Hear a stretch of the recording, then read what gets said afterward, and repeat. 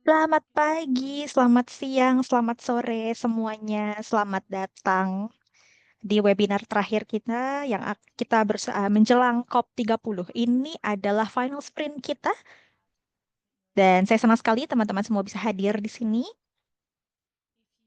Kalau teman-teman punya waktu bisa perkenalkan diri di chat, karena akan lebih baik ya kalau kita bisa kenal satu sama lain, teman-teman dari mana. Dan saya juga mau sampaikan semua teman-teman di sini boleh um, menggunakan chatbox-nya dengan maksimal, mau share link, atau mau memperkenalkan diri, atau mau berkomentar lewat chatbox, itu dipersilakan. Jadi silakan gunakan chatbox dengan sebaik-baiknya. Kemudian kami juga punya interpretasi pada hari ini. Terima kasih kepada teman-teman interpreter tinta yang sudah hadir membantu. Teman-teman di sini bisa gunakan bahasa Spanyol, Portugis, Prancis, dan bahasa Indonesia juga. Jadi silakan klik titik 3 yang ada di Zoom, masuk ke menu interpretasi atau interpretation, dan pilih bahasa yang hendak didengarkan. Tapi untuk floor-nya kami akan bicara dalam bahasa Inggris ya. Dan juga kegiatan kita pada hari ini akan direkam. Groundwork webinar ini akan direkam dan kita akan banyak dan juga akan disiarkan lewat YouTube. Presentasinya akan dibagikan nanti lewat Google Drive juga. Nanti saya akan share linknya lewat chat box. Silakan dicek ya, teman-teman. Dan nanti teman-teman bisa baca presentasinya di bahasa yang hendak dibaca masing-masing. Silakan dipilih saja.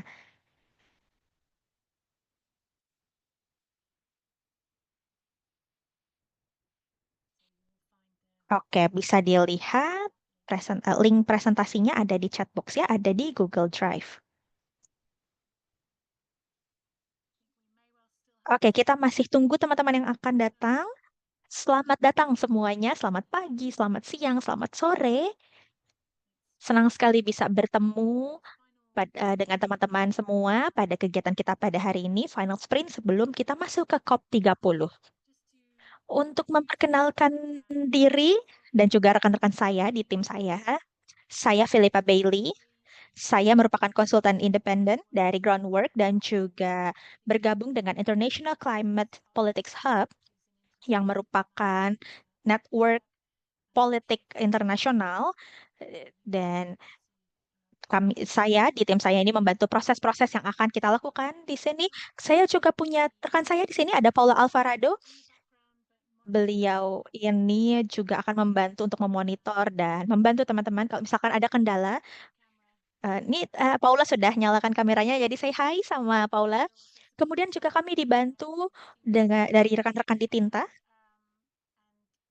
yang juga ada rekan-rekan dari Food Nature Climate Dialogue yang sudah mensponsori kegiatan pada hari ini. Ada Julia Zanoli dan juga Ana Alvarado. Di Groundwork, project ini kami adalah mengembangkan kebijakan untuk diimplementasikan oleh masyarakat adat, komunitas lokal, dan juga Afro-Descendants, dan juga organisasi. Di sini kami memiliki informasi kebijakan terbaru dari International Climate Politics Hub, dan kami sudah menyampaikan kebijakan tersebut lewat meeting-meeting virtual. Dan nanti ketika teman-teman sudah punya pertanyaan, misalkan ada perspektif baru atau ingin mengetahui lebih lanjut terkait kebijakan tersebut, silakan untuk menghubungi kami dan ngobrol sama kami di sini. Hal-hal yang akan kita bahas pada hari ini, saya akan membahas sedikit tentang setting the scene atau menyiapkan kegiatan kita untuk COP30, dan juga nanti akan ada tim yang membantu untuk membentuk gitu ya kegiatan kita di COP30. Kemudian juga ada rekan kita, Edson Krenak dari Brazil, yang akan menjelaskan tentang konteks yang sedang terjadi di Brazil. Kemudian kita akan lanjut ke membahas soal menjembatani kesenjangan dalam tindakan iklim. Bagaimana kita bisa menutup celah kita sampai kita masuk ke COP30 nanti. Dan ada Baseru Isa dari Prepeliak di Afrika Tengah, dan juga beliau kami juga akan menghadirkan rekan-rekan dari Aman, para pemimpin pemimpin dari Aman yang akan membahas soal prioritas dari sisi masyarakat adat. Dan setelah itu kita akan melakukan tanya jawab. Nah, untuk menyiapkan panggung untuk COP30, COP30 itu akan mulai pekan depan pada hari Kamis, Jumat, di mana mereka akan bergabung di Belém dan para pemimpin ini akan hadir di Brazil dan negosiasi COP30 itu tentunya akan dilakukan di bulan November ya. Jadi sepanjang bulan November itu akan banyak kegiatan. COP ini sifatnya signifikan karena ini sudah dimulai, ini dilakukan setelah 10 tahun sejak Paris Agreement. Ini merupakan turning point untuk melakukan negosiasi dan akan menjadi referensi di mana kita bisa melihat kebijakan yang legally binding atau mengikat secara hukum dan kita bisa melihat nanti upaya apa saja yang hendak dilakukan oleh para pemimpin di mana kita akan menselaraskan begitu ya framework yang sudah kita bentuk. Jadi di sini kita akan bahas negosiasi terms-terms tertentu di masing-masing kebijakan yang tercantum dalam Paris Agreement. Yang mudah-mudahan semuanya akan terpenuhi nanti di COP30. Ini juga menjadi awal yang baru bagi NDC atau Nationally Determined Contribution. Jadi di sini maksudnya adalah kita hanya akan bisa maju dan kita hanya bisa memiliki ambisi yang lebih bagus dalam target kita. Jadi kontribusi yang ditentukan secara nasional ini adalah negara bisa menentukan targetnya sendiri dan mereka melakukan ini setiap 5 tahun sekali. Jadi di sini kalau gambar panah kuningnya itu ini adalah kontribusinya. Ini jadi kita akan terus mendorong, meminta mereka untuk terus berkelanjutan. Dan kita bisa lihat nanti sudah sejauh mana kita melangkah, apa yang masih luput dan apa yang hendak kita capai.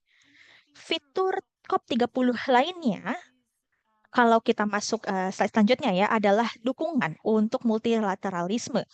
Ini merupakan hal yang sangat penting karena banyak sekali orang yang bertanya di seluruh dunia, banyak sekali orang yang bertanya-tanya nilai dari konstitusi multilateralisme kita, khususnya karena kita tahu ya Amerika Serikat itu sudah menarik dukungannya dan untuk ruang-ruang multilateralisme ini sangat penting sehingga kita harus tahu presidensi Brasil itu akan melakukan apa. Pada tahun ini kita akan melakukan observasi apakah masih ada hal-hal atau dukungan-dukungan yang perlu kita dapatkan untuk multilateralisme atau dukungan lain yang memang kita butuhkan. Oke, fitur selanjutnya adalah presidensi Brazil, Brazilian presidency. Ini merupakan engagement yang cukup tinggi, di level yang cukup tinggi. Ini ada agenda aksi yang memang sangat penting di mana civil society atau masyarakat sipil dan juga uh, pemerintah, badan pemerintahan itu harus tetap terlibat di dalamnya. Mungkin teman-teman sudah tahu soal ada uh, menteri menteri masyarakat adat di Brazil yang memang sudah menyuarakan soal kebijakan dan juga gerakan tersebut. Dan tentunya ini akan banyak berdampak pada masyarakat adat, komunitas lokal, dan juga Afro-descendant. Konsep ini disebut dengan mutirao atau kolektif kerjasama secara kolektif, collective actions. Ini merupakan upaya yang dirancang sendiri, dilakukan sendiri, tapi memang kita bekerja sama di dalamnya. Dan ini adalah momen di mana kita bersama-sama dalam COP30 untuk mencapai goals-goals kita.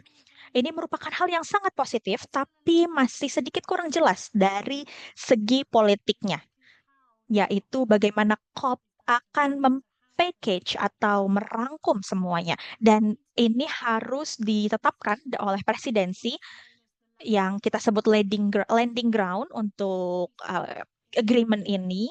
Jadi semua pemerintah, semua negara itu harus bersepakat dan juga mengkompromosikan. Dan untuk proses ini tetap berjalan, kita butuh leadership yang kuat di berbagai aspek, khususnya untuk negosiasi COP30. Dan ya, banyak sekali kegiatan yang penting yang harus kita lakukan di COP30, utamanya adalah negosiasi. Oke, yang paling penting juga di meeting kita pada hari ini, COP30 akan melihat masyarakat adat, komunitas lokal, keturunan Afrika atau Afro-Descendant yang akan hadir di sana. Dan kita mudah-mudahan ya kita kita di sini berharap ada negosiasi atau area negosiasi di COP30 yang di mana akan dihadiri oleh delegasi masyarakat adat, komunitas lokal dan juga AD yang lebih banyak. Karena nanti kita akan bisa lihat nih keberadaan atau kehadiran perwakilan kita di sana dan mereka akan hadir di sana. Delegasi kita mungkin ada sekitar 3.000 orang yang akan hadir di sana. Ini lebih banyak, sampai 10 kali lebih banyak perwakilan yang akan hadir di COP30 dibanding COP sebelumnya. Oke, saya akan lanjut ke Edson ya dari Cultural Survival dari Brazil yang akan menjelaskan terkait konteks di Brazil. Oke, Edson, kalau ada yang mau disampaikan atau mau menyiarkan slide-nya, silakan. Terima kasih banyak, Filipa. Selamat pagi, selamat siang, selamat sore untuk semuanya. Senang sekali saya bisa hadir di sini. Terima kasih sudah mengundang saya ya pada kegiatan kita pada hari ini. Saya mau membagikan sedikit perspektif, khususnya dari masyarakat adat dan juga allies kami. Dan oke, saya mau bagikan di sini bersama teman-teman. Di sini bisa dilihat ya, sudah kelihatan ya. Oke, saya bekerja di Cultural Survival sudah lebih dari 6 tahun.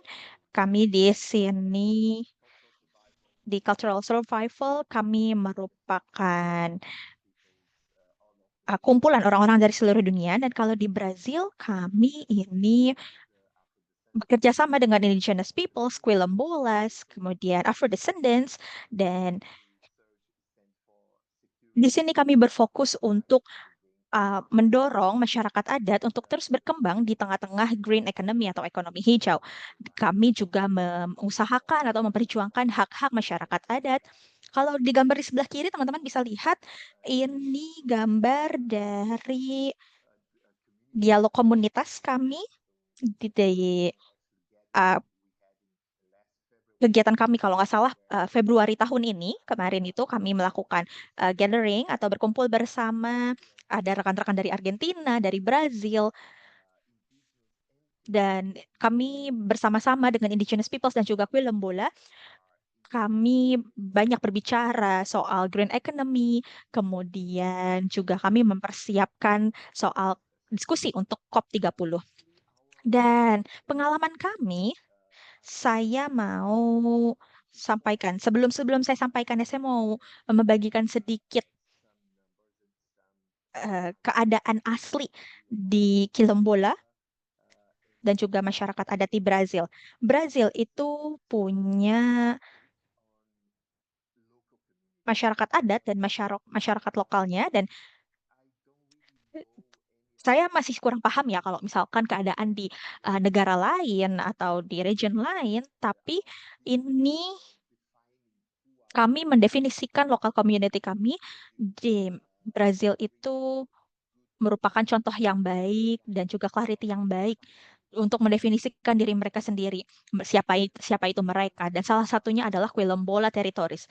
Orang-orang Quilombola adalah keturunan, tapi bukan hanya orang-orang berkulit hitam, tetapi juga komunitas yang sudah hadir, bahkan um, suku-suku atau para tetuanya itu sudah memang bergabung bersama kami dan kami mendefinisikan mereka sebagai orang-orang Quilombola. Banyak sekali teritorial yang tercakup dalam Quilombola teritorial ini. Dan belum lama ini saya berbincang dengan salah satu tokoh dari film bola, dan kami banyak berbicara soal hak-hak mereka, kemudian layanan yang mereka dapatkan di space mereka sendiri, di lahan mereka sendiri. Dan meskipun ini Meskipun saat ini mereka sedang mengalami berbagai halangan sebagai masyarakat adat, saya sangat berharap dan memang kenyataannya mereka tetap bisa mengakses banyak fasilitas umum. Mereka, Kami tidak ingin mereka ini ditelantarkan oleh negara. Jadi itulah mengapa saya sangat berbangga hati ketika memang kita dilibatkan dalam COP30. Masyarakat adat ini di Brazil, kami lebih dari kami memiliki lebih dari um, puluhan ribu bahasa. Jadi memang kami ini sangat beragam, dan kalau teman-teman tahu kami itu ada di Amazon Rainforest juga, Amazon Brazil begitu ya. Dan terkait dengan hutan ini, kami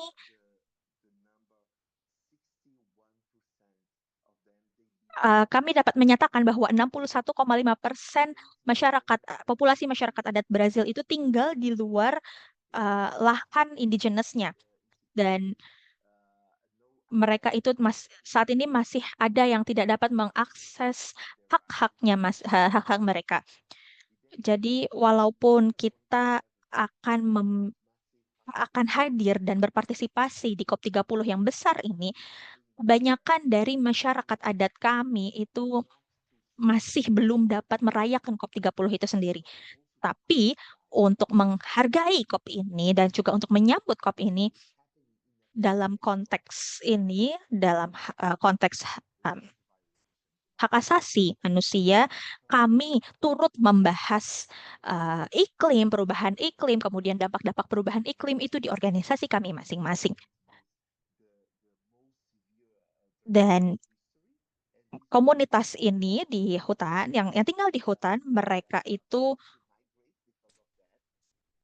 masih belum punya akses untuk um, fasilitas yang tersebut. Nah, kalau misalkan kita mau membandingkan di sini, ini ada beberapa hal yang kita lihat ya, ada 700 deforestasi itu meningkat, dan itu berkaitan dengan bisnis-bisnis seperti soy, beef, mining, kemudian proyek-proyek pembangunan dan lain sebagainya.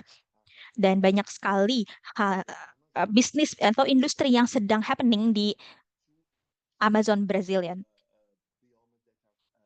Dan ini merupakan hal yang sangat penting gitu ya untuk dibahas, karena untuk solusi pemberantasan perubahan iklim ini kita harus benar-benar melibatkan masyarakat adat. Dan kita bisa lihat bahwa untuk lahan adat di Brazil itu kan lebih dari 13% dari teritorial yang ada. Dan ini menyangkut proteksi atas legal atau hukum dari masyarakat adat itu sendiri untuk terus menekan angka deforestasi.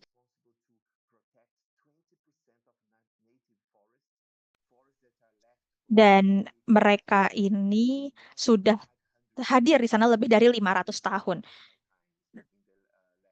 Bahkan ya udah lebih dari 500 tahun, udah lebih dari 5 abad. Dan ini merupakan kontras yang sangat terlihat jelas ya terkait apa yang dilakukan government atau pemerintah Brazil yang berdampak pada masyarakat adat.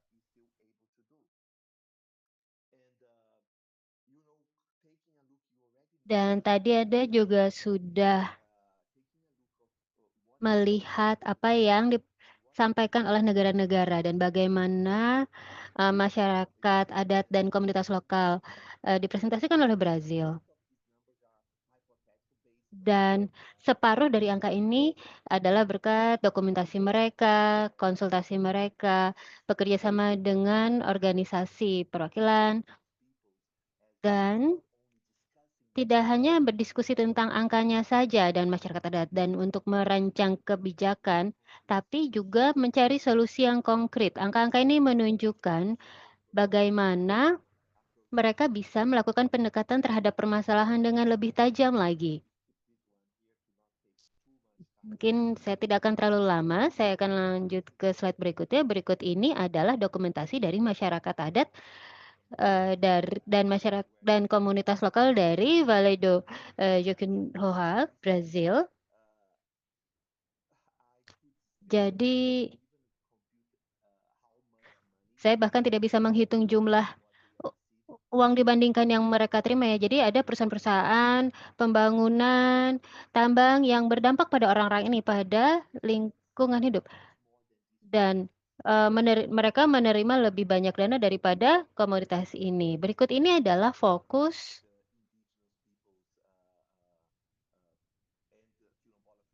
masyarakat adat.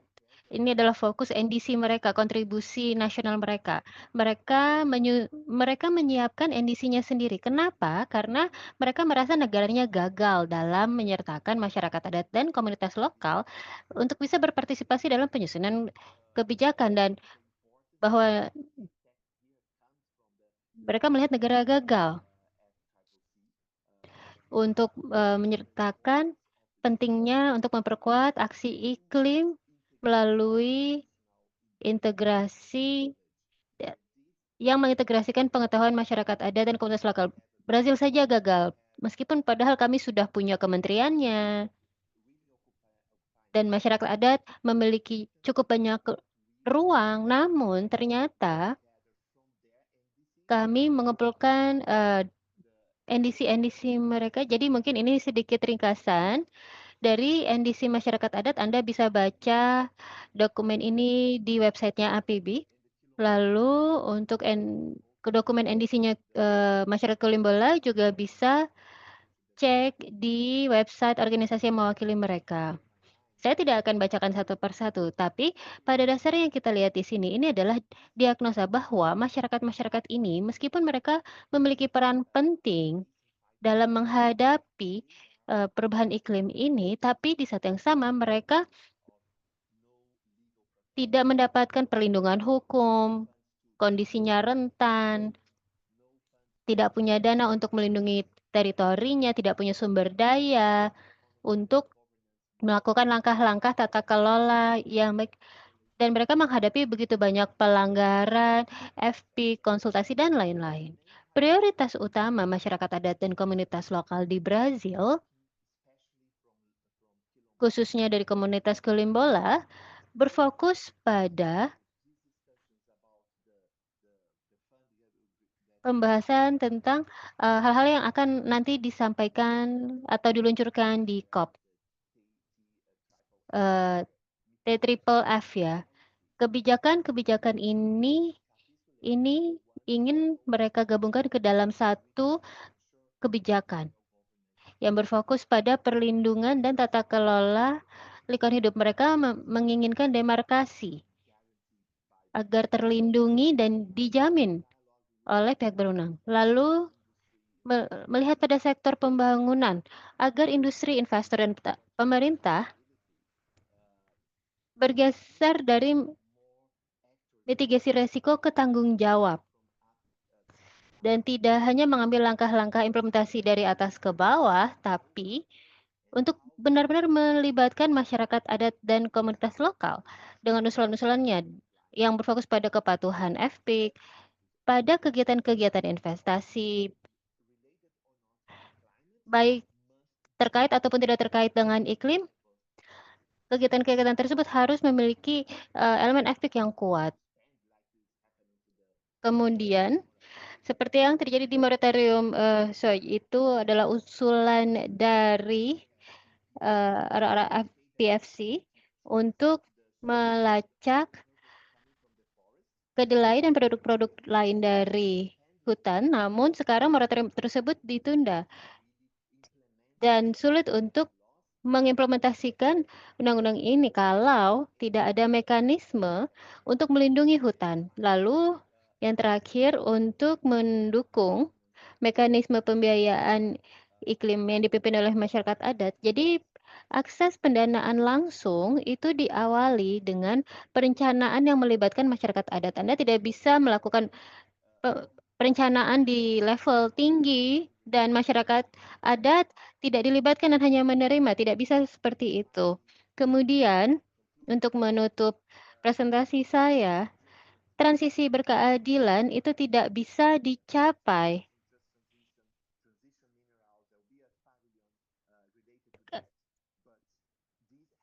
Ini hanya bisa dicapai tanpa pengorbanan. Dan ini harus bisa dicapai juga dengan berfokus pada green economy atau ekonomi hijau. Berfokus pada solusi iklim. Bahwa masyarakat adat itu tidak hanya sebagai pemangku kepentingan, tapi mereka sebagai pemegang hak, masyarakat adat sebagai pemegang hak, dan harus bisa berpartisipasi dalam pengambilan keputusan. Dan groundwork atau kerja mendasar yang diusulkan oleh pemerintah itu hanya akan diawang-awang kalau masyarakat adat dan komunitas lokal tidak dilibatkan dalam proses negosiasi dan pembuatan keputusan. Terima kasih.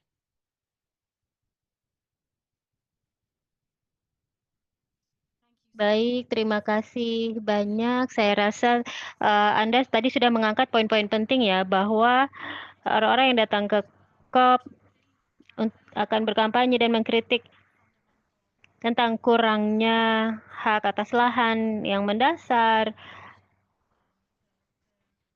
dan bagaimana dan menuntut perlindungan dan kepatuhan FPIC dan kebijakan lain. Dan saya ingin mengundang Anda bahwa nanti akan ada sesi-sesi terkait dengan mineral dan juga efek itu data dokumentasinya ada di website. Jadi demarkasi lahan ini juga penting ya. Kita akan bahas itu setelah ini.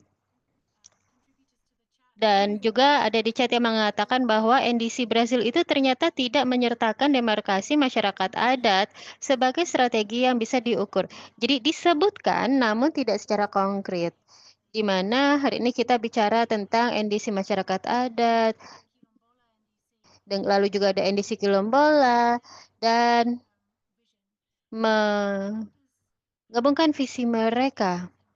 Tapi bagaimana masyarakat adat dan komunitas lokal dapat memberi dampak pada NDC Brazil agar mereka terwakili, khususnya dalam hal demarkasi lahan. Kira-kira strategi apa yang bisa dilakukan?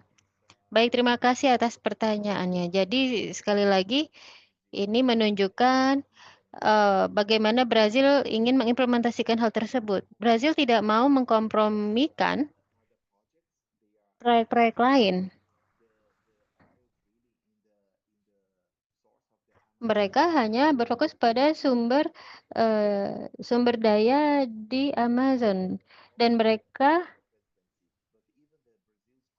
jadi bahkan Kongres Brazil sendiri, bukan presidennya ya, Kongresnya membubarkan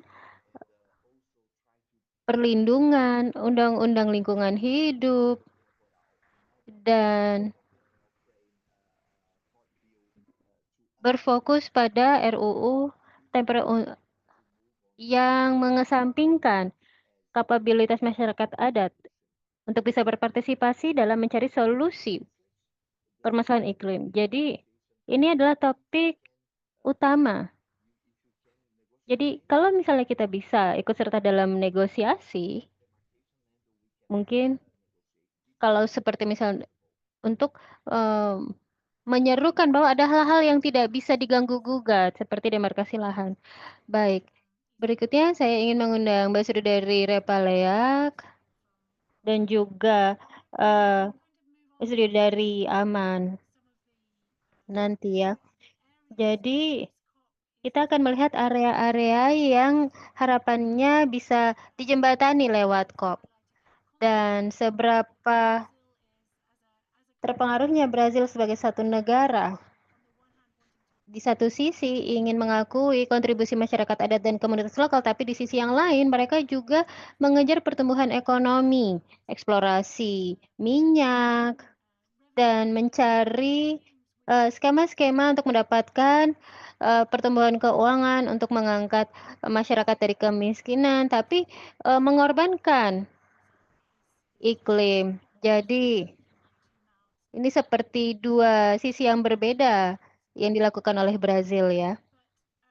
Tapi COP30 secara umum akan didatangi oleh komunitas-komunitas internasional dan harapannya dapat menjembatani gap yang terjadi di realita dan dengan respon dari kita. Jadi ada gap yang cukup besar melihat situasi nyata yang sudah semakin parah. Kita sering mendengar bahwa COP ini adalah implementasi dan negosiasi di teks hukumnya sudah banyak dilakukan dan disinilah saatnya kita harus menunjukkan bahwa bagaimana keputusan dapat diterjemahkan menjadi aksi nyata dan kita tidak bisa hanya membangun jembatan di satu area yang kita rasa lebih mudah untuk dihadapi, tapi tidak bisa seperti itu. Semua harus dihadapi bersama-sama. Kalau kita bicara tentang mitigasi, lalu bagaimana mengurangi emisi agar perubahan iklim tidak menjadi terlalu berat. Lalu kalau kita bicara tentang kerugian dan kerusakan, berarti bagaimana kita mengkompensasi kerusakan tersebut. Lalu kalau bicara tentang keuangan, jadi kalau ada permasalahan maka ini akan berpengaruh pada yang lain dan ini terjadi pada keuangan atau pendanaan karena ini adalah poin yang bisa membuka kesempatan untuk aspek-aspek lain.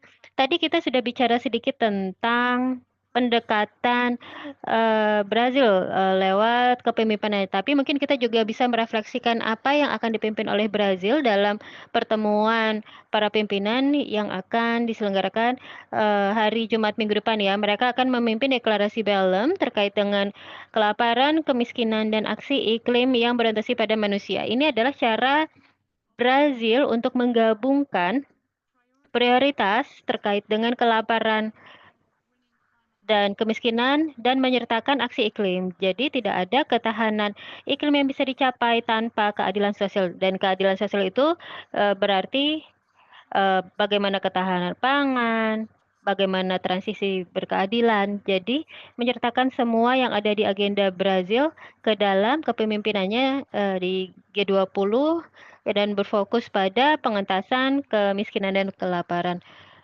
dan disertai dengan agenda iklim. Kemudian meningkatkan bahan bakar berkelanjutan sampai 4 kali lipat di tahun 2035 nanti. Jadi ini bekerja dengan negara lain, ini termasuk biofuel, biogas, dan juga bahan bakar sintetik. Jadi itu adalah bahan bakar non-fosil. Jadi ini adalah bahan bakar sintetik yang biasanya digunakan di sektor-sektor yang sulit bertransisi dari bahan bakar fosil. Jadi ini juga mengangkat pembicaraan tentang biofuel dan juga perubahan atau konversi lahan. Kemudian hal ketiga yang juga diusung oleh Brazil adalah Tropical Forest Forever Facility atau TFFF. Jadi ini adalah bagaimana memperlakukan hutan sebagai aset ekonomi jangka panjang dan bagaimana bisa menghasilkan pendanaan untuk negara-negara tropis dan penjaga hutan termasuk masyarakat adat dan komunitas lokal.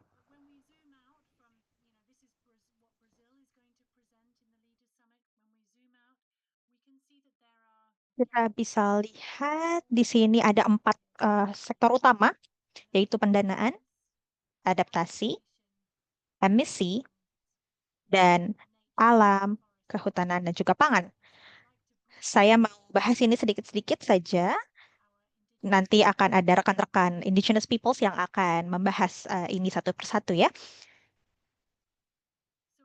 Oke, untuk area ini, COP30 ini kita akan berfokus pada agenda aksi, kemudian negosiasi. Jadi ini merupakan hal-hal yang akan dilakukan oleh pemerintah daerah, kemudian juga CSO dan juga lainnya. Agenda tindakan itu tidak Jadi ini tidak legally binding atau tidak mengikat secara hukum. Dan apa yang sudah dilakukan oleh Brazil adalah mereka sudah bersama-sama dengan banyak inisiatif memulai inisiatif tersebut selama 10 tahun belakangan. Jadi ini memang sering dilakukan oleh mereka dan mereka sudah lama melakukan ini. Mereka memiliki pilar masing-masing, objektif masing-masing, di mana mereka berfokus untuk mengaktifasi dan juga bertanggung jawab untuk mendorong tujuan-tujuan yang memang mereka hendak capai. Ada banyak inisiatif dari Global Alliance yang juga merupakan salah satu grup aktivasi di sini. Dan bisa dilihat ada banyak sekali peluang besar bagi organisasi masyarakat adat untuk berpartisipasi bersama kelompok-kelompok tersebut dan hasilnya nanti akan jauh lebih berdampak, jauh lebih besar, gitu ya. Seperti yang kita tahu, COP itu bukan hanya satu acara sekadar acara gitu ya, tetapi juga ini seperti bawang bombay, ada banyak layernya, ada banyak lapisannya. Jadi di sini ada side event, ada mobilisasi, ada percakapan publik, kemudian liputan media, kampanye, ada banyak sekali aspek-aspek penting yang cakup dalam COP ini. Jadi meskipun kita tidak berpartisipasi dalam layer yang berwarna biru, tetapi kita juga dapat membentuk pesan-pesan di mana kita bisa menyampaikan seperti, oh ini loh, COP ini seperti ini, dan kita bergabung dalam COP ini. Ada banyak sekali orang yang, atau pihak yang tertarik dengan COP. Jadi pesan apa yang akan kita sampaikan di sini? COP ini tentang apa? Apakah kita harus membiarkan orang memahami hanya satu dua hal terkait COP atau kita mau lebih banyak membagikan dan juga membentuk pesan-pesan kepada orang lain sehingga mereka lebih menyadari pentingnya COP bagi masyarakat adat. Sebelum saya serahkan kepada rekan-rekan indigenous, saya juga mau membahas beberapa hal sedikit terkait COP 30 dan membicarakan sedikit terkait hal-hal penting di sini ya. Yang pertama, pendanaan. Ada negosiasi, ada beberapa poin-poin negosiasi di pasal 9.1, kemudian pasal 2.1C, kemudian 9.1 itu terkait kewajiban negara-negara maju untuk membayarkan fee developing untuk membantu mendanai negara-negara berkembang. Kemudian 2.1C itu adalah untuk menyelaraskan aliran pendanaan dari berbagai sumber. Ada berapa banyak pendanaan yang bisa kita raih, bisa kita dapatkan terkait dengan agenda ini. How konsesional, maksudnya seberapa konsesional ini, kemudian setransparan apa yang memang dibutuhkan. Nah, untuk 2.1C tadi sudah saya sampaikan menyelaraskan aliran keuangan dari berbagai sumber dan juga diskusi di saat itu adalah untuk menyelaraskan ya. Sebenarnya memang agak sulit ketika kita ingin menyelaraskan, tapi kita bisa mengubah aliran pendanaan tersebut supaya lebih ke arah ekonomi yang hijau. Dan ini untuk rencana aksi baku ke Belem, ini masih dilanjutkan dari tahun lalu. Kemudian negosiasi Brazil itu dalam beberapa tahun terakhir sudah memimpin diskusi ini, khususnya menyusun diskusi-diskusi multilateral dan juga terkait dengan pendanaan, kemudian memobilisasi modal private, kemudian memperjuangkan hak. Jadi ini merupakan pengumuman yang sangat penting, tapi intinya adalah kita akan bernegosiasi di COP 30 ini. Kemudian untuk kesenjangan pendanaan ini adalah TFFF. Seperti yang sudah saya sampaikan, ini merupakan alat bantu investasi yang akan membantu negara-negara dengan hutan tropis dan juga para penjaganya untuk tetap menjaga hutan agar tetap berdiri. Kita sangat butuh kegiatan ini Tapi tentunya memang ada risiko di dalamnya, tetapi kita harus bisa men-tackle risiko tersebut dengan cara mengenerate pendanaan dari berbagai negara sehingga pendanaan tersebut dapat diolah dan juga digunakan untuk mendanai negara-negara berkembang. Jadi nanti ini akan memang dibahas di COP30 dan ini merupakan model yang viable juga. Dan nanti di akhir masyarakat adat, komunitas lokal, AD itu harus mampu menjaga hutan sebagaimana mereka kehendaki sejak lama begitu ya. Dan kalau kita bisa lanjut untuk kesenjangan untuk adaptasi ini merupakan ini menjadi salah satu prioritas kita ya di dalam COP dan dalam presidensi ini sangat berminat untuk terus menjaga adaptasi ini. Jadi selain mitigasi, adaptasi ini juga masih sangat kurang dalam hal pendanaannya. Di COP ada dua hal penting yang akan dibahas. Jadi yang pertama adalah komitmen pendanaan yang baru, yaitu komitmen 3 kali lebih besar dari negara maju, dan juga untuk adaptasi baru, indikator adaptasi. Jadi lebih dari 2.000 indikator itu diubah menjadi 100 dan ada beberapa referensi terkait masyarakat adat, tapi terkait kepemilikan tanah yang aman gitu ya, itu bukanlah salah satu indikator yang memang dibahas di sini. Ini merupakan kita kehilangan suatu peluang gitu ya di sini ketika kita tidak dapat membicarakan hal ini. Dan ya tadi Asens juga sudah bahas soal itu ya. Oh ya, terkait dengan kerugian dan juga kerusakan ini merupakan perubahan yang tidak bisa diadaptasi. Apakah ini masuk ke dalam bagian adaptasi atau tidak? Profilnya mungkin masih rendah. Bagaimana dengan katastrofik dan juga kebutuhan pendanaannya itu seperti apa? Kalau misalkan ada katastrofik itu bagaimana pendanaannya dalam perihal adaptasi ini? Dana untuk menanggapi loss and damage atau FRLD di COP28 itu mereka akan minta usulan mengenai apa saja yang akan didanai.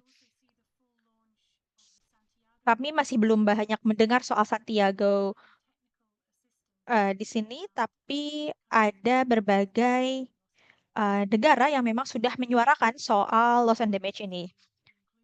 Jadi mudah-mudahan ini akan masuk ya loss and damage itu di NDC dan kita bisa merangkum gitu ya dan juga menyebutkan mengapa hal ini sangat penting. Jadi memang ya ini salah satu hal yang cukup penting dibahas di COP30. Terkait kesenjangan emisi, ini masuk ke dalam NDC ya, kontribusi nasional ditentukan sendiri. Ini merupakan satu area di mana banyak negara itu masuk ke dalam round baru untuk NDC, di mana kita tahu ada beberapa negara yang merupakan penghasil emisi yang paling besar itu masih belum mengumumkan komitmennya. Dan kita sangat ingin negara-negara itu bisa mengurangi emisinya dan juga konsumsi fuelsnya. Jadi di sini kita memang tidak berfokus banyak pada maaf, maksud saya di sini adalah saya tidak banyak berfokus di sini, tapi di sini kita harus memperhatikan bagaimana COP akan merespons isu demikian dan juga seperti apa dokumennya, item-item apa saja yang terangkum dalam dokumen tersebut, khususnya di GST ya, yang sudah kita ketahui bersama.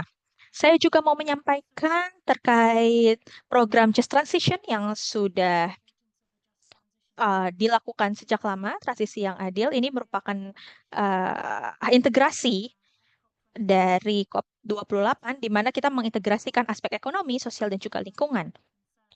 Jadi bagaimana setiap uh, ekonomi itu dapat ditransisikan ke dalam sosial, lingkungan, dan mereka akan bersifat adil, inklusif, dan juga berbasis hak, dan akan sangat penting untuk dapat mengadvokasikan perihal ini di COP30. Kelompok kerja masyarakat adat itu punya tuntutannya masing-masing. Yang pertama itu adalah FPIC dan penentuan nasib sendiri atau self-determination. Kemudian dampak negatif dari transisi, seperti yang tadi disampaikan Edson, ada banyak sekali area masyarakat adat yang digunakan dalam hal transisi dan ini harus diperhatikan.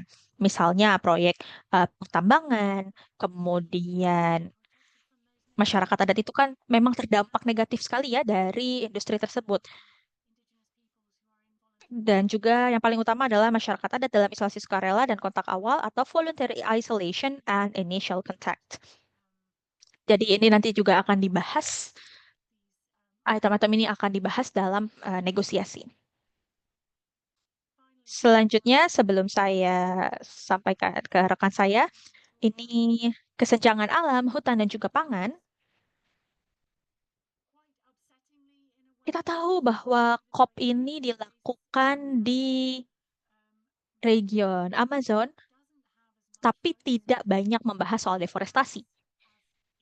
Harusnya sih membahas soal deforestasi ya, karena kan mereka hadir di sana. Tapi COP30 itu memang tidak banyak membahas soal deforestasi. Apakah ke depannya akan ada COP yang khusus soal deforestasi?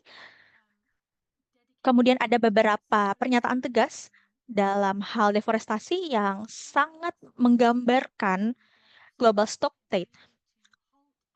Misalnya um, rencana aksi pelaksanaan 5 tahun gitu ya. Jadi ini merupakan respons dalam agenda aksi, tapi NGO itu juga sudah mengusulkan rencana aksi yang akan dilakukan setiap 5 tahun dan berikut juga negosiasinya untuk mencoba dan menciptakan pendekatan yang lebih baik untuk menuju ke arah goals-nya. Apalagi terkait dengan hak atas lahan dan juga hak-hak tenurial masyarakat adat. Dan sinerginya di sini adalah ini berkaitan dengan konvensi perubahan iklim, kemudian konvensi keanekaragaman hayati, kemudian juga konvensi-konvensi lainnya. Jadi kita akan lihat bahwa kita akan memperjuangkan suatu dunia yang memang mencakup semua orang, mencakup semua makhluk hidup, dan strategi-strategi yang akan dikembangkan di sini adalah strategi yang akan membantu kehidupan masyarakat. Oke, selain itu yang paling penting ada 3 komitmen baru di sini. Yang pertama adalah komitmen hak atas tanah 2.0, yaitu memperkuat komitmen 1,7 miliar dolar di COP26. Kemudian habis itu ada komitmen antar pemerintah yang berisikan soal target hektar nasional dan dukungan tentang hak atas tanah. Selanjutnya adalah Tropical Forest Forever Facility atau TFFF yang tadi sudah dibahas, yaitu pembayaran berbasis hasil untuk hutan yang masih berdiri, termasuk 20% untuk pengelola hutan. Jadi di sini negara-negara itu dapat bergabung dalam TFFF, tetapi kita akan bertemu dengan negara-negara tersebut dalam suatu framework legal. Jadi ya, karena kita sudah mulai kehabisan waktu ya, saya akan meminta rekan saya, Baseru Isa dari Rapelia, Kamerun, dari Afrika Tengah, dan juga rekan-rekan dari Aman, yaitu Yuste Beorero, Renggi, dan juga Abdi Akbar yang juga akan masuk ke dalam diskusi kita. Nanti kita akan diskusi bersama-sama ya. Silakan.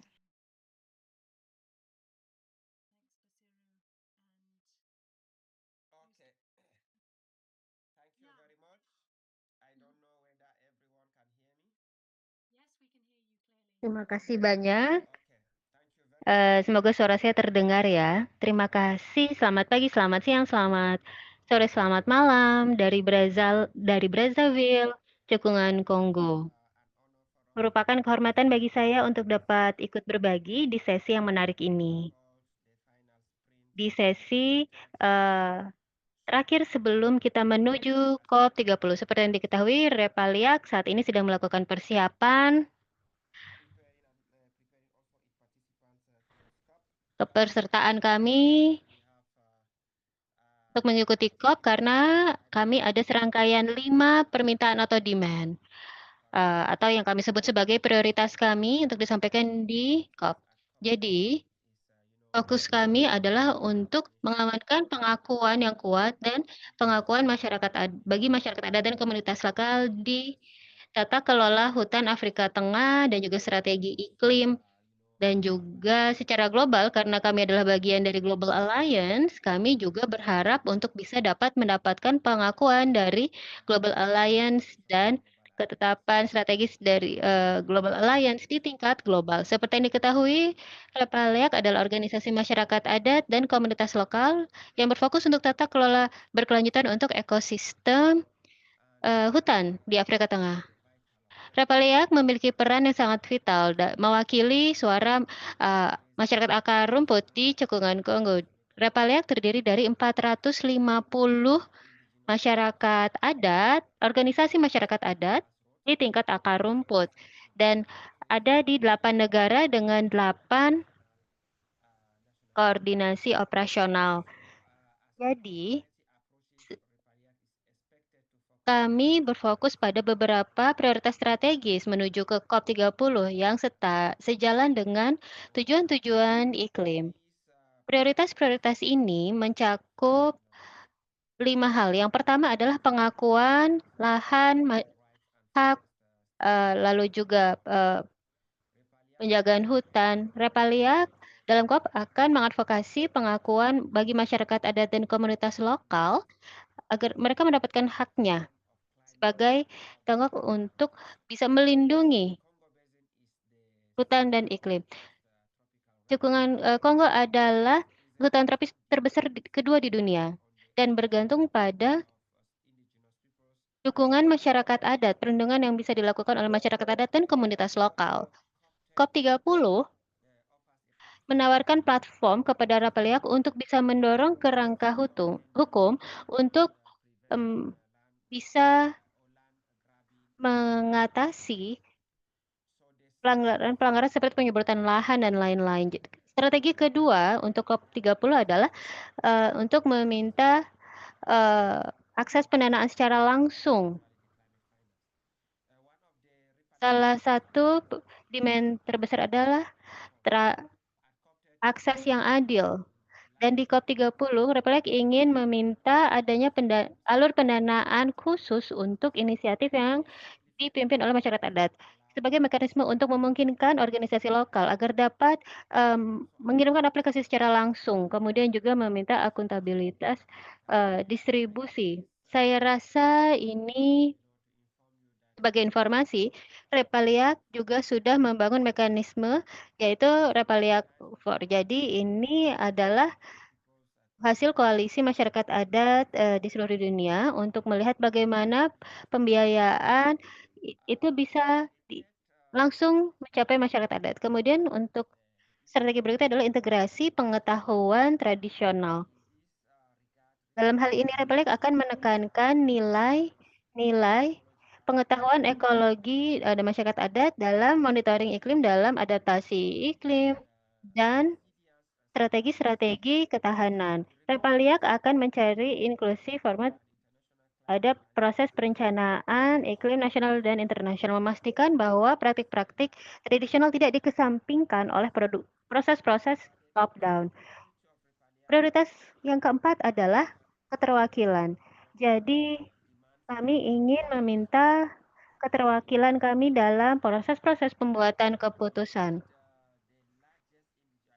Tadi saya melihat presentasi dari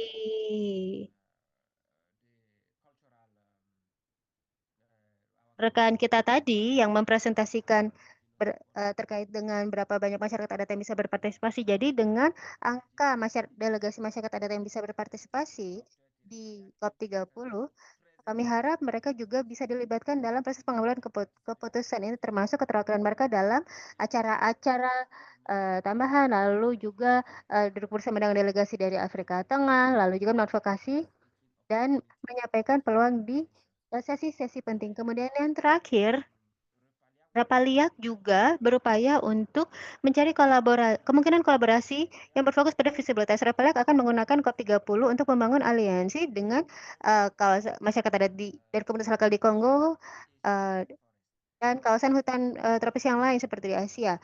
Berfokus pada diskusi iklim global, dan Rapaliak juga bertujuan untuk membangun visibilitas yang tantangan yang dihadapi di Afrika Tengah seperti pembelakan liar, industri ekstraktif, dan pemindahan komunitas. Jadi ekspektasi Repaliak untuk COP30 itu berfokus pada keadilan dan juga pemberdayaan. Jadi Repaliak akan ingin bisa didengar dan juga untuk bisa berpartisipasi dalam keputusan-keputusan yang dibuat yang dapat berdampak pada kehidupan kami dan masa depan kami.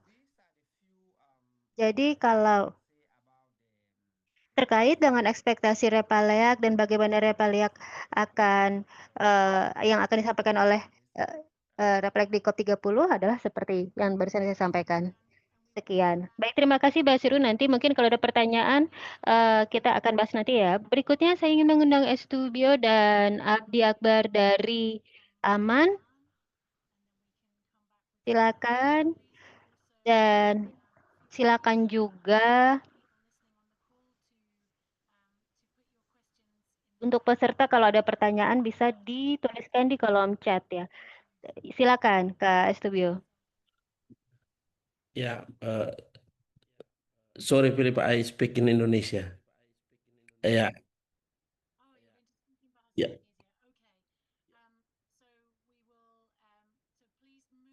Baik, jadi Bapak Ibu yang ingin mendengarkan terjemahan dalam bahasa Inggris, silakan berpindah channel ke bahasa Inggris. Jadi nanti kita akan dengar terjemahannya. Silakan Kak Astubio. Oke. Bagi kami masyarakat adat Indonesia, yang paling utama itu kan adalah soal pengakuan hak masyarakat adat sebagai pilar utama di dalam solusi mengatasi krisis iklim. Kenapa? Karena memang COP30 ini adalah momentum ketika pemerintah, ya secara khusus pemerintah Indonesia dan termasuk mitra-mitra global internasional itu secara tegas mengakui hak-hak masyarakat adat atas wilayah adat, karena itu menjadi pilar utama dalam mengatasi iklim yang ada saat ini. Nah, dalam konteks seperti Indonesia, hutan-hutan adat kami, wilayah-wilayah adat ini harus diakui secara hukum, ya, harus dilindungi dari perampasan atas tanah dan dikelola berdasarkan pengetahuan dan nilai-nilai tradisional di masyarakat adat. Nah, itu yang paling penting untuk bisa dihasilkan di COP. Yang yang kedua adalah juga termasuk bagaimana membangun hubungan antara aksi iklim dengan pengetahuan-pengetahuan yang ada di masyarakat adat. Ini ini penting karena apa? Karena pengetahuan-pengetahuan yang ada di masyarakat adat itu menjadi apa? Menjadi arus utama di dalam memperkuat narasi tentang keberlanjutan bumi. Dan eh, memang kita melihat COP30 kali ini memang situasinya agak sedikit berbeda. Ya, karena apa? Karena memang suara-suara dari masyarakat adat itu semakin kuat. Ya, suara-suara dari masyarakat adat semakin terorganisir dan diakui. Ya, di Indonesia kami terus melakukan konsolidasi secara nasional dengan seluruh NGO untuk memperkuat narasi terkait dengan masyarakat adat, juga termasuk dengan bagaimana membangun komitmen yang cukup kuat dengan kelompok pemuda dan perempuan. Memang kita tahu bahwa masih ada kesenjangan yang terjadi juga di Indonesia terkait dengan pengakuan, walaupun konteksnya simbolis ya, tapi kita terus berupaya untuk menjadi momentum di COP30. Dan hal lain, kalau kita melihat dari seluruh proses COP yang ada, eh, zona biru atau blue zone itu kan menjadi zona di mana forum pengambilan keputusan negosiasi tingkat tinggi. Tapi kita juga bisa memanfaatkan zona-zona lain seperti di green zone ya, untuk ini memang perlu dijembatani dari setiap ruang-ruang yang ada untuk supaya suara masyarakat adat itu terus apa dibicarakan dalam forum-forum pengambilan keputusan.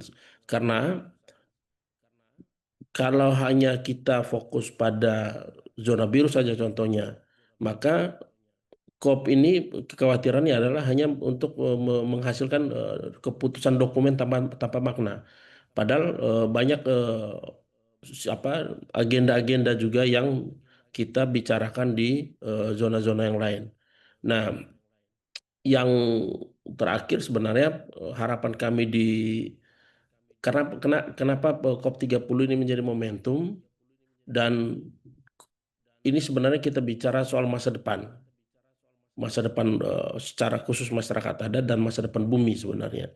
Dan kita juga berharap di COP30 ini bisa memperkuat posisi masyarakat adat sebagai mitra yang setara dalam konteks tata kelola iklim.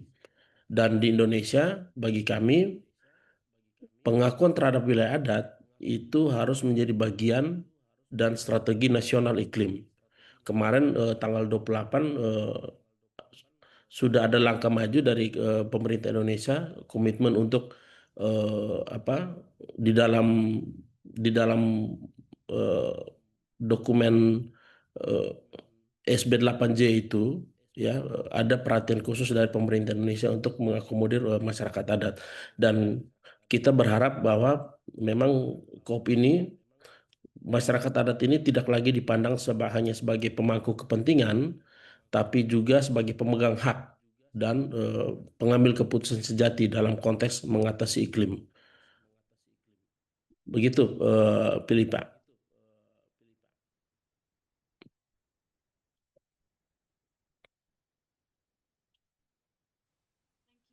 Terima kasih banyak, Pak Estubio, yang tadi disampaikan terkait dengan membangun eh, dukungan bersama dengan gerakan perempuan dan anak muda dan organisasi masyarakat adat itu sangat penting, di mana kita memiliki tujuan yang sama. Dan kalau kita bisa saling mendukung suara dan bisa mendapatkan keterwakilan dalam proses negosiasi dan pengambilan keputusan, itu sangat penting karena kan kita memiliki pesan yang sama bahwa kita bukan hanya sebagai pemangku kepentingan, tapi kita juga sebagai pemegang hak.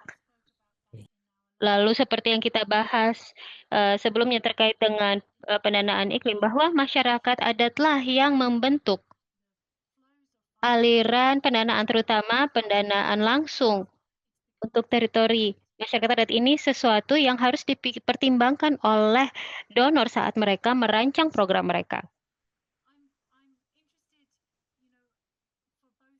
Jadi mungkin saya ingin tahu dari Estubio dan juga Basiru, kira-kira boleh sampaikan eh, refleksi ya. Jadi kan COP ini mengundang keterwakilan masyarakat adat yang cukup banyak ya. Apa yang diharapkan untuk COP COP berikutnya?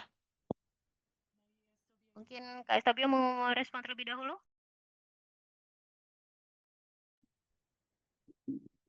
Basiru atau saya?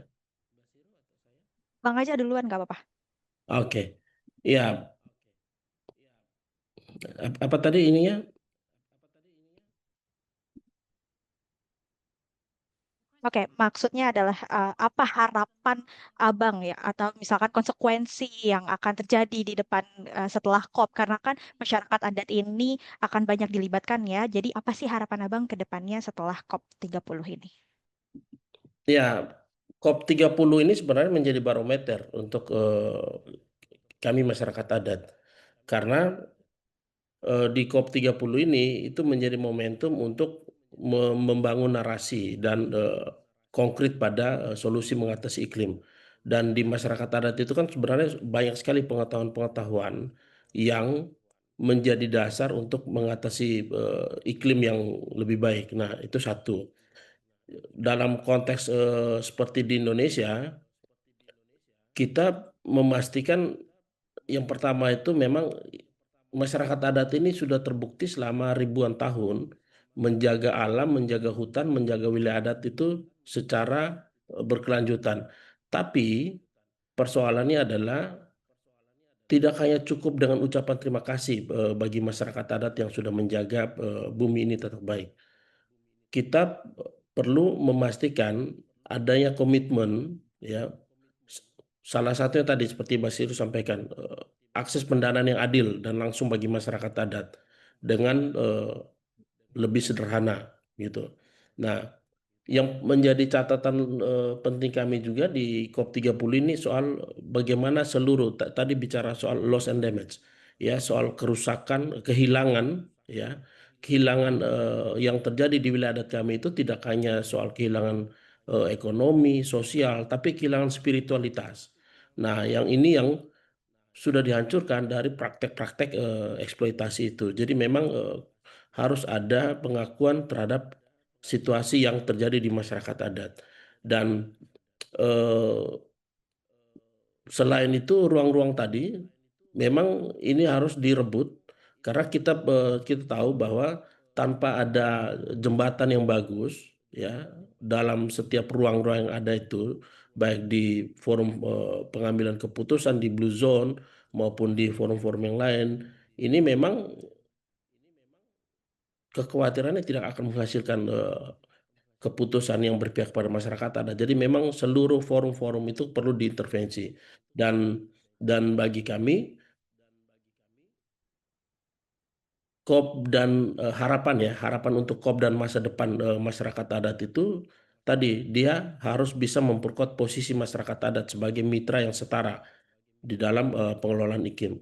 Nah, pengakuan terhadap masyarakat adat beserta wilayah adat ini harus menjadi bagian dari strategi nasional iklim, contohnya yang seperti di Indonesia, termasuk dalam implementasi NDC, rencana Volume Net Change 2030, ya.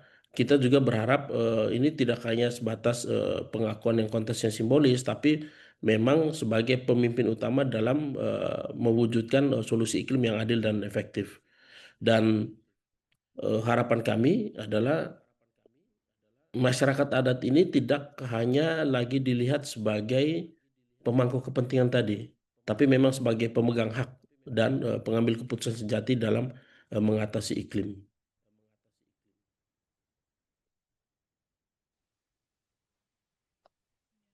Baik, terima kasih Yustobio. Selanjutnya ada yang mau ditambahkan Basyiru mungkin setelah tadi disampaikan oleh Yustobio. Jadi ya ini terkait COP 30 di mana representasi masyarakat adat itu lebih banyak begitu ya. Oke, terima kasih banyak eh, Pak Yustobio dari Aman yang sudah tadi menyampaikan pendapatnya ya. Saya rasa COP 30 ini terlalu besar begitu ya, dan ini memang direncanakan betul untuk dialokasikan untuk masyarakat adat. Ada beberapa eh, organisasi masyarakat adat dari berbagai negara yang saya tahu mereka itu tidak punya akses untuk zona hijau. Dan ini adalah menjadi concern gitu ya bagi kita. Seperti yang saya sampaikan di Repaliak sendiri, kami mencoba untuk melihat bagaimana kita bisa memberikan dampak kepada masyarakat adat dalam hal yang positif. Bagaimana kita bisa mendedikasikan organisasi kita. Jadi masyarakat adat itu bukan hanya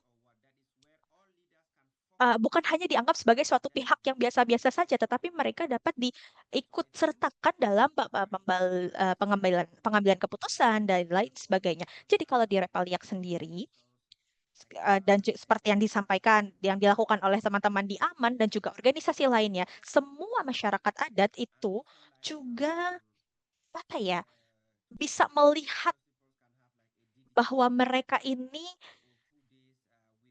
benar-benar terrepresentasikan gitu di COP30. Dan yang kedua adalah untuk bisa melihat bagaimana pengalaman kita dan kongres-kongres yang sudah kita lakukan di Kongres Brazil dan juga di tempat-tempat lainnya, ada berbagai diskusi terkait masyarakat adat. Jadi bagi saya, kalau akan lebih baik kalau kita punya tim khusus, misalkan ada pihak-pihak yang khusus memang bisa mendengarkan suara-suara masyarakat adat. Karena kalau menurut saya saat ini suara-suara dari masyarakat adat itu belum tentu didengar, tapi kebanyakan organisasi atau negara-negara yang datang di COP30 itu mereka sebenarnya kalau mereka sudah sign gitu bahwa mereka mau hadir ke COP30, artinya mereka tertarik untuk mendengar suara masyarakat adat. Jadi ini memang momentum yang sangat tepat sekali untuk berpartisipasi dan mempengaruhi pengambilan keputusan. Saya rasa ini sangat penting untuk kita bisa mengubah dari partisipasi yang sangat minimal menjadi bagian dari pengambilan keputusan di COP. Karena kita mau masuk ke dalam proses pengambilan keputusan kan. Kalau saat ini kita belum masuk ke dalam proses pengambilan keputusan tersebut, saya rasa, maaf, maksud saya gini, kalau misalkan kita berpartisipasi saat ini, dan kita mengklaim bahwa nanti ke depannya kita akan masuk ke dalam pengambilan keputusan, saya rasa akan ada beberapa keputusan sebelumnya yang telah diambil itu kita masih tidak tahu, kita masih tidak banyak menguasai hal tersebut. Tapi ya ke depannya akan lebih baik kalau kita memang terus diikut sertakan di sini. Itu saja dari saya. Baik, terima kasih banyak. Kalau misalkan tadi ya dari Brazil banyak sekali masyarakat adat dan juga pemuda adat itu melakukan negosiasi. Ada berbagai program yang mereka lakukan di beberapa tahun belakangan untuk mentraining pemuda adat dalam pengambilan keputusan. Karena sehingga nanti para pemuda ini bisa memahami langkah-langkah apa saja yang dapat mereka lakukan ke depannya ketika mereka sudah menjadi seorang pemimpin. Dan mereka diikutsertakan dalam ruang-ruang pengambilan keputusan. Jadi ya ini merupakan perubahan yang cukup besar ya. Oh ya, kalau bagi saya pribadi, kalau saya melihat masyarakat adat itu mengusulkan eh, Paris Agreement gitu ya, dan mereka menjalankan isi dari Paris Agreement. Kalau kita lihat Paris Agreement itu konteksnya dengan hubungan kita masyarakat dengan alam itu masih belum terlalu erat, masih terlalu legal gitu bahasanya. Nah, maka dari itu COP30 ini akan hadir, akan membantu kita memastikan bahwa semua orang, semua pihak di dalam COP30 dan juga masyarakat adat itu paham betul tentang haknya, kemudian tentang hal-hal yang berkaitan dengan kehidupan mereka. Kalau kita bisa lanjut ke slide-nya, setelah itu nanti saya akan jawab beberapa pertanyaan juga untuk tindakan di COP. Kalau ada rekan-rekan masyarakat adat yang akan hadir di COP30 nanti rekan-rekan bisa bergabung di sini um, di Indigenous Caucus atau kelompok kerja masyarakat adat. Ada beberapa topik-topik utama yang akan dibahas di situ. Jadi nanti mereka akan melakukan rapat harian biasanya pukul 10 pagi di zona biru itu, kemudian akan bergabung dengan kelompok kerja. Tapi ini bukan satu-satunya cara untuk bergabung ya. Ada juga beberapa hal, misalnya seperti agenda aksi atau action agenda. Kalau Anda tidak hadir di blue zone atau zona biru, ada agenda lain di mana kita bisa berpotensi untuk bekerja sama atau bertemu dengan allies kita dan kita bisa mendorong agenda-agenda kita untuk dapat terlaksana. Oke, untuk bringing your voice atau membawa suara kita, kita bisa daftar ke pledges kita, Pledge We Want, The Pledge We Want, yang merupakan janji tentang hak tenurial yang baru. Kemudian ada kampanye advokasi seperti di Answer Us, kemudian ada Asmosnos ini, dan selanjutnya ada pertemuan di lapangan juga, ada COP masyarakat adat, dan Kongres Rakyat di tengah-tengah COP yang diselenggarakan di Universitas Federal Opera. Jadi ada banyak sekali ruang-ruang publik yang bisa kita masuki untuk kita berbicara banyak soal masyarakat adat di dalamnya. Selanjutnya, untuk mengakses ke groundwork, ada tim kami, saya akan hadir di Brazil tanggal 7 sampai 14 November, kemudian Paula akan hadir juga pada tanggal 10 sampai 18 November. Kita akan membuat briefing tertulis dan nanti kita akan kirimkan melalui mailing list kita di hari pertama, di tengah-tengah COP, kemudian juga di akhir COP 30. Dan kita akan berfokus pada isu-isu masyarakat adat, jadi silakan gunakan WhatsApp channel kita, dan juga kalau ingin bertanya atau ingin membagikan kegiatan kita, silahkan. Yang penting semua orang ini harus tahu kegiatan-kegiatan kita, sehingga akan lebih banyak orang yang aware gitu ya. Oke, saya juga akan mengundang rekan-rekan speakers untuk menjawab pertanyaan yang sudah disampaikan di chat box. Ada pertanyaan terkait liputan media dan speakers availability. Mungkin Edson ada yang mau disampaikan terkait cultural survival, dan juga Basiru bisa menjelaskan sedikit terkait dengan NDC untuk memastikan bahwa semuanya memang terkomunikasi dengan baik ya. Baik, terima kasih Filipa. Terima kasih sudah pertanyaannya. Saya juga berusaha untuk meluangkan waktu untuk menjawabnya dari kapasitas saya sendiri. Saya rasa ada dari cultural survival dan juga allies kami tidak bisa menjalankan semua program kami sendirian. Tidak ada satupun program yang bisa kami jalankan sendirian. Kami kami ingin sekali bekerja sama dengan banyak pihak sehingga apa-apa yang menjadi tujuan kita itu dapat kita raih bersama-sama. Kami bekerja sama dengan teman-teman dari Indonesia, dari Brasil, bahkan dari Amazon, dan juga negara-negara lainnya. Kami sangat ingin sekali selalu berpartisipasi bersama. Jadi, kalau memang kita punya allies, kita punya mitra, itu akan lebih baik, kan? Dan ketika kita mendapatkan dukungan, itu kita juga dapat bekerja dengan lebih baik. Jadi, akan sangat penting kalau memang kita punya allies, bekerja sama bersama allies kita. Dan saya sangat mengapresiasi rekan-rekan semua di sini yang sudah mengorganisir ini semua dan terus terbuka untuk melakukan kerjasama,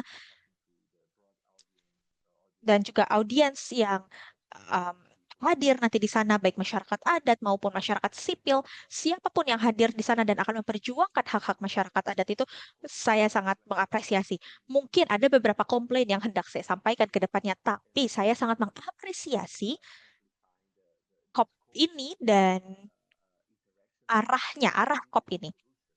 Jadi ya, jadi mari sama-sama kita mengamplifikasi tidak hanya semangat kita, tetapi juga tujuan kita bersama-sama. Jadi kita akan banyak mendengarkan, kita akan bersama-sama ada di sana, khususnya bersama dengan tim-tim untuk berkomunikasi dan juga untuk mensupport indigenous people atau masyarakat adat di COP 30, dan juga bersama organisasi-organisasi lainnya untuk berbicara kepada jurnalis, kepada para pejabat, atau mungkin orang-orang lain yang memang berkecimpung di bilateral seperti dari Jerman atau dari Inggris dan mereka dapat menghubungi kita jika mereka punya pertanyaan dan ingin mendukung pekerjaan kita di kapasitas kita. Jadi kami sangat berharap mereka ini dapat mendukung organisasi kita dan juga hak-hak kita.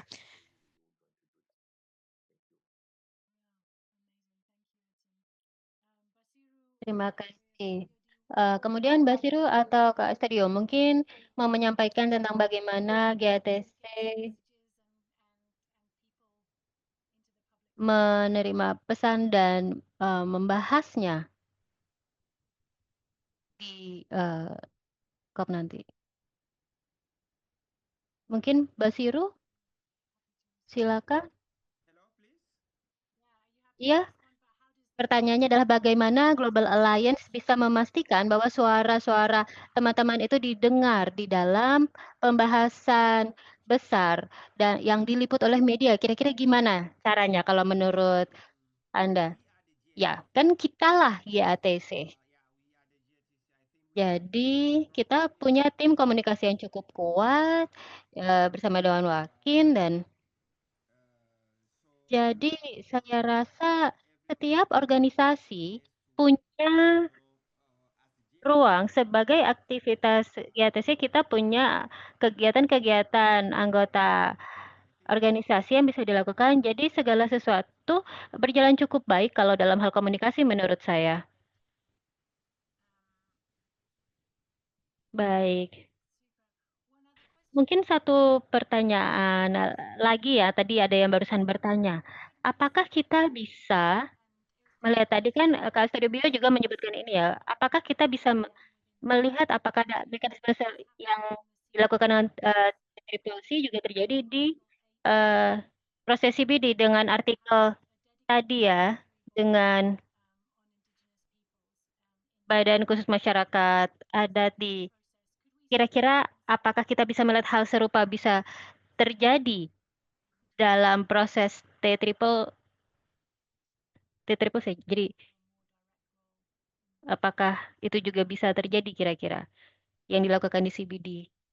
Mungkin siapa mungkin Basiru atau STB atau tadi iya jadi itu untuk masyarakat adat dan komunitas lokal ya di dalam proses CBD. Jadi kira-kira apakah itu juga bisa dilakukan untuk INF Triple C? Ya, saya rasa kita sudah mulai membahas itu ya di REK. Jadi saat ini sudah ada diskusi di mana para vokal poinnya sudah mulai diidentifikasi. Jadi saya yakin bahwa di Belem nanti kita akan bisa lanjutkan diskusinya. Seperti itu. Oh ya, eh, maksud saya di ruang di mana kita melihat sinergi antar konvensi kan kita juga bisa melihat mekanisme yang berjalan dengan baik di satu konvensi dan berpikir bagaimana kita bisa menerapkannya juga di konvensi yang lain, di mana masyarakat adat dan perannya dan konservasi bisa lebih mendapatkan pengakuan seperti di CBD ya. Eh, SKSTB ada yang mau disampaikan? Oh, saya rasa ada banyak yang harus dilakukan ya untuk mencapai hal tersebut. Meskipun saya berasal dari realita masyarakat adat, saya juga bekerja sama banyak dengan komunitas lokal. Yang saya tahu mereka masyarakat adat dan komunitas lokal itu perlu mendapatkan lebih banyak akses, perlu mendapatkan peluang. Masyarakat adat perlu mendapatkan peluang lebih banyak daripada komunitas lokal. Dan agar mereka juga bisa mendapatkan pengakuan sebagai satu entitas. Dan saya juga ingin meminta izin kepada rekan-rekan komunitas lokal untuk bisa mengadvokasikan masyarakat adat bahwa mereka butuh mekanisme pengakuan agar mereka bisa diakui sebagai entitas dalam ruang ini, agar bisa menjadi bagian dari proses pembuatan keputusan. Seperti rekan yang tadi saya sampaikan, karena sejujurnya Mungkin ini saya langsung saja ya. Menurut saya ini berantakan. Jadi pemerintah kadang menggunakan kerangka kerjanya untuk mengesampingkan hak-hak masyarakat adat, mengabaikannya. Di Brazil ada pemerintah yang berupaya untuk bahkan menghapus masyarakat adat dan menggabungkannya sebagai hak kolektif dan membiarkan pertambangan ilegal dan menganggapnya sebagai komunitas lokal. Jadi masyarakat sipil kan tidak bisa mendapatkan pengakuan seperti komunitas lokal karena di berbagai kota mereka punya prioritas yang berbeda. Agendanya berbeda dan ada gap yang cukup besar yang harus diatasi oleh negara-negara. Dan kami di sini ingin mendukung komunitas tradisional Kalimbela dalam perjuangan mereka untuk mendapatkan pengakuan. Karena ini adalah gap hukum dan politik yang harus bisa diatasi agar tidak semakin menciptakan kebingungan, tidak menciptakan isu-isu baru yang membingungkan. Ya, baik, terima kasih sudah menyorot pentingnya hal ini ya. Jadi, ini adalah isu di setiap negara ya, bagaimana komunitas itu dikonfigurasikan di masing-masing negara. Tadi ada rekan saya yang sudah mengirimkan link di kolom chat untuk survei feedback ya. Jadi, saya ingin mengundang para peserta, kalau boleh klik linknya dan berikan feedback tentang webinar ini. Akan sangat membantu kami untuk penyelenggaraan ke depannya. Dan juga mungkin SBO kalau ada yang mau katakan terkait dengan artikel 8J dan juga ingin merespon pertanyaan-pertanyaan tadi disampaikan, silakan saja. Iya, saya berpikir eh, cara kerja kita di dalam seluruh konferensi itu memang harus efektif dan efisiensi untuk isu-isu yang berkaitan dengan masyarakat adat. Nah, em, memang ini juga perlu dibicarakan seperti yang dibilang Basiru tadi, perlu dibicarakan khusus juga di kaukus masyarakat adat untuk bagaimana mengintegrasikan seluruh isu yang sebenarnya ini kita bicara soal satu subjek hukum yang sama, yaitu masyarakat adat. Nah, ketika di UNFCCC, contohnya bicara soal iklim, sebenarnya di SB8J itu bicara soal biodiversitas. Nah, sampai saat ini memang belum terintegrasi seluruh forum-forum pengambilan keputusan yang ada di masing-masing masing-masing eh, UN pertemuan-pertemuan UN ini dan ini memang harus harus diintegrasikan ya dan juga harus dibicarakan secara khusus di kaukus masyarakat adat itu satu. Yang kedua, banyak narasi-narasi yang sebenarnya ini semakin mengesampingkan dan seolah-olah seperti yang dibilang Edson tadi, seolah-olah ada pengakuan masyarakat adat, ada penghormatan terhadap masyarakat adat, tapi dalam prakteknya ini yang memang lemah. Dan seperti kami di Indonesia, pengawalan ekstra itu menjadi catatan juga pasca COP sebenarnya ini. Jadi walaupun akan ada komitmen dari negara-negara di dalam COP, tapi setelah itu ketika kembali dari penyelenggaraan COP ini, masing-masing negara ini bagaimana dalam konteks nasionalnya, ini memang perlu kita kawal secara khusus, secara serius. Sehingga pada COP mendatang, di COP 31 itu tidak terulang lagi komitmen-komitmen yang sebenarnya itu hanya sebatas komitmen apa komitmen yang habis di kertas saja, tapi tidak ada implementasi. Itu memang jadi catatan kita dalam konteks memperkuat narasi soal iklim dan bumi di masa depan.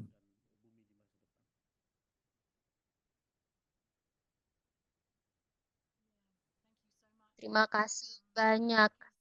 Memang kerja ini tidak pernah ada selesainya ya. Saya ingin berterima kasih kepada semua yang sudah berkontribusi hari ini, Repelek, Basiru Isa, Estibio, dan